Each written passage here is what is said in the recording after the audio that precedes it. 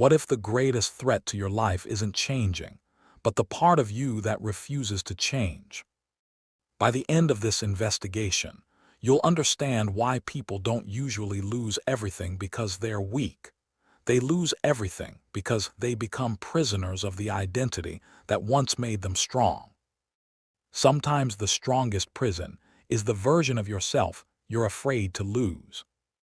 Most people think strong people break last. History suggests something stranger. Sometimes, the strongest people shatter first. Not because they are weak, because they confuse never bending with being unbreakable. Imagine an iron chain. It looks stronger than a rope until enough pressure arrives. The rope bends. The chain snaps. That's the hidden tragedy. Inside, things fall apart. Most people remember colonialism. They remember conflict. They remember Okonkwo. But they miss the real investigation. It's about what happens when fear disguises itself as strength. Stay with this story, because by the end, you'll stop asking why civilizations collapse and start asking what part of yourself you're still protecting, even after it stopped protecting you. Before we meet Okonkwo, meet Daniel. Daniel grew up hearing one lesson. His father failed, lost jobs, avoided responsibility. People whispered his name. Daniel made a promise. I'll never become him. That promise changed everything. He worked harder, spoke less, never cried, never asked for help. People called him strong. They didn't know.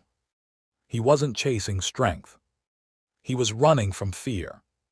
That's where Okonkwo begins. Long before he becomes powerful, he becomes terrified. No enemies. Of resembling his father, Anoka, gentle, artistic, poor. Everything the village mocked. Okonkwo builds his entire identity around one invisible rule. Anything that looks like weakness must die. At first, it works. Success is coming. Respect arrives. Status is coming.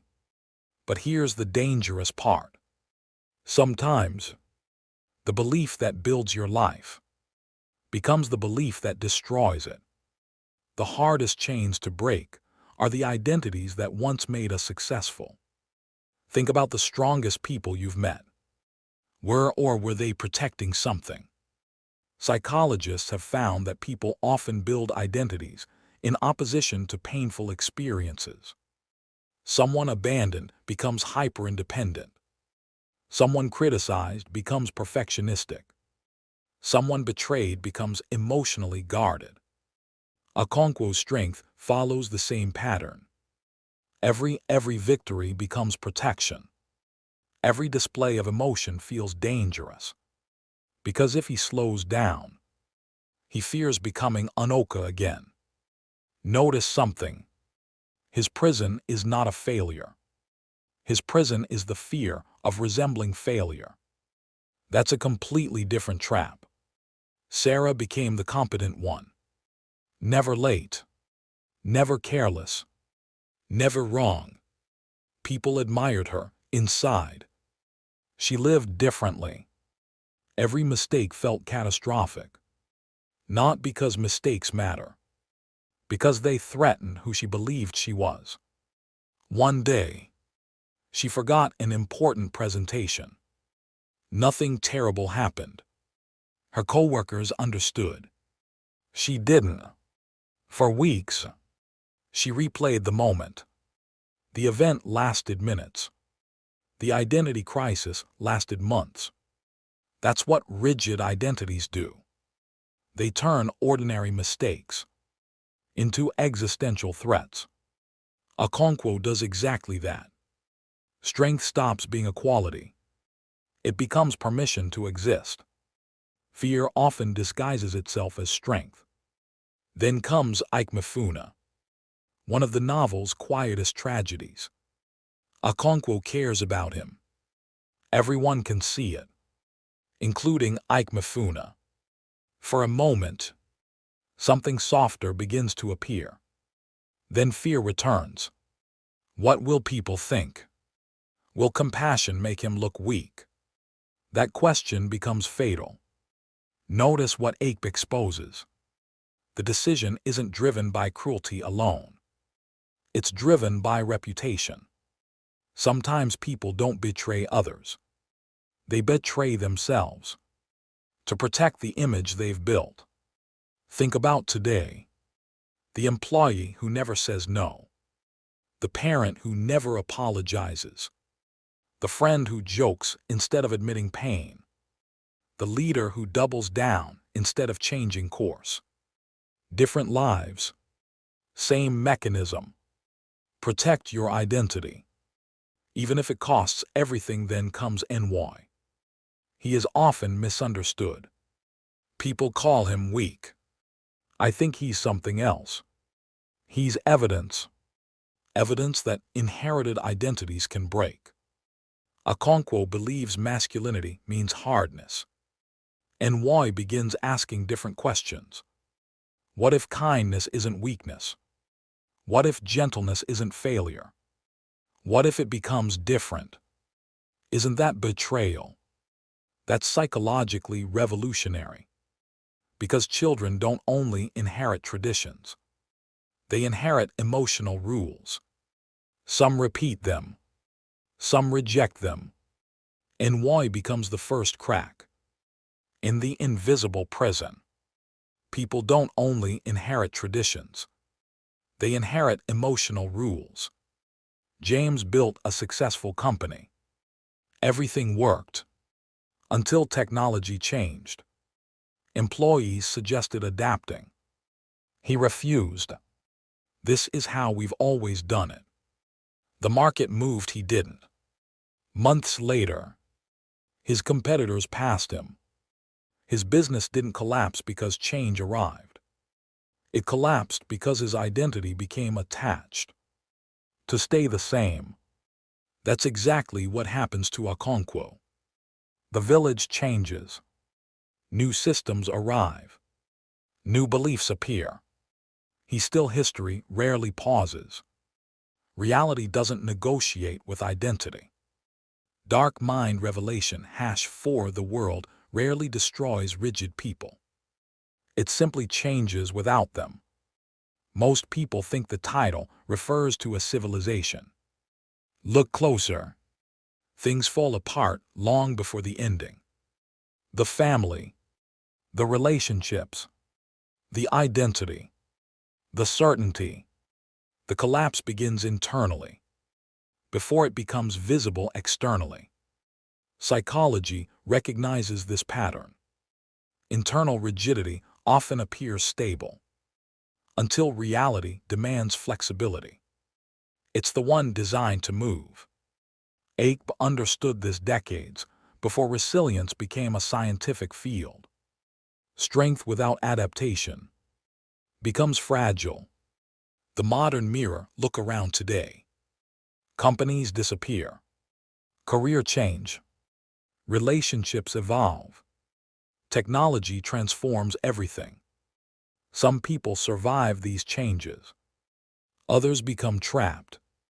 Not because they are less intelligent, because they are protecting an identity that reality no longer rewards. Think about your own life. Which sentence quietly controls you? I don't cry. I always succeed. I never ask for help. I have to be the strong one. I can't disappoint anyone. Those aren't personality traits. They are invisible contracts. Real strength isn't refusing to bend. It's knowing what should never break. Think back. Daniel feared becoming his father. Sarah feared becoming imperfect. James feared becoming obsolete. Okonkwo feared becoming Anoka. Different lives. An invisible enemy. Identity rigidity. The belief that changing yourself means losing yourself. And maybe that civilizations don't always collapse because enemies arrive. Sometimes they collapse because fear refuses to evolve. Think about your own life. Which part of yourself are you still defending? Simply because you've always been that person. Which rule did someone hand you that you never questioned? Which fear keeps dressing itself as strength? Because perhaps things fall apart was never really asking why one village changed. It was asking something much more uncomfortable.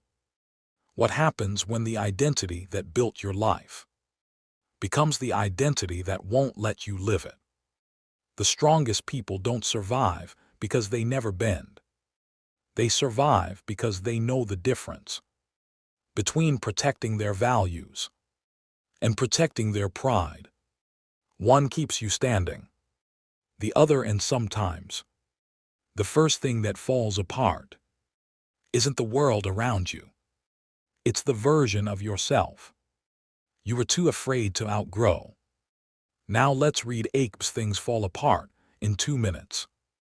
Everyone thinks this is a story about colonizers destroying a village.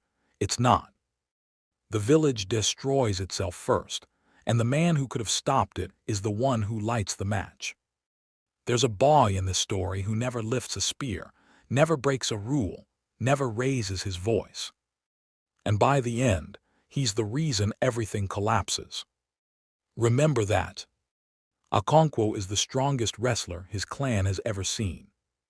His father died in debt and disgrace, and Okonkwo has spent his whole life making sure no one ever whispers that word "weak" near his name again.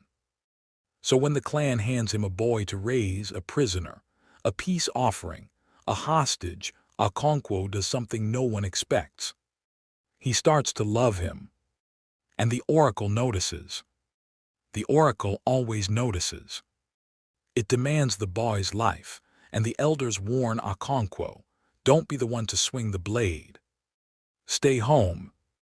Let someone else do it. He doesn't stay home.